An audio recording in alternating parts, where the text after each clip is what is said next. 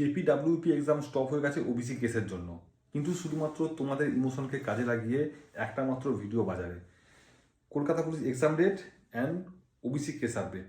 এবং তার মধ্যে কি আছে, আমি বলেছিলাম জানুয়ারি মাসে পরীক্ষা হবে, আমি বলেছিলাম 3 মাস পরে হবে, 60 দিন পরে হবে, এত ভয়ঙ্কর খবর সব কিছু হাওয়াতে উড়িয়ে নিয়ে চলে যাবে। এইসব শুধুমাত্র ভুয়ো খবরে ভরা ভিডিও।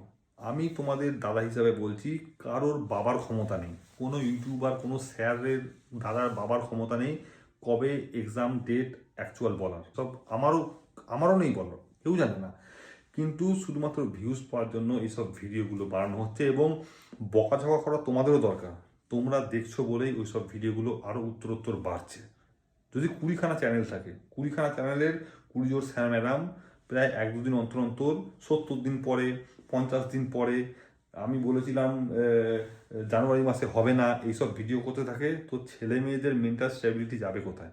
পড়বে না এইসব ভিডিও দেখবে। বোঝা দরকার এটা তো নৈতিক অধঃপতন ছাড়া আর কিছু নয়। ভালো কন্টেন্ট আনুন, এবং যদি কন্টেন্ট না পান পড়াশোনার কন্টেন্ট দিন।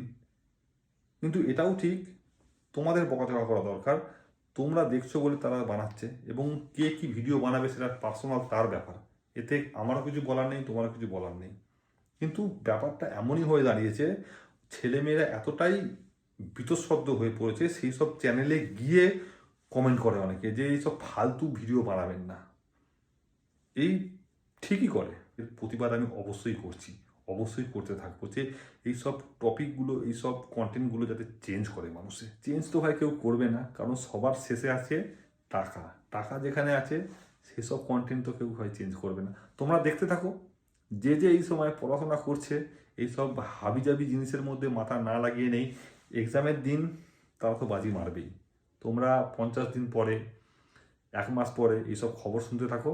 ভাই তোমরা যারা পড়ছো এইসব জিনিস থেকে মাথা সরিয়ে রাখো, অবশ্যই পড়াশোনায় মন দাও, পড়াশোনা করো, মাঠে গিয়ে দৌড়াও, ব্যাস এটাই তোমার কাজ।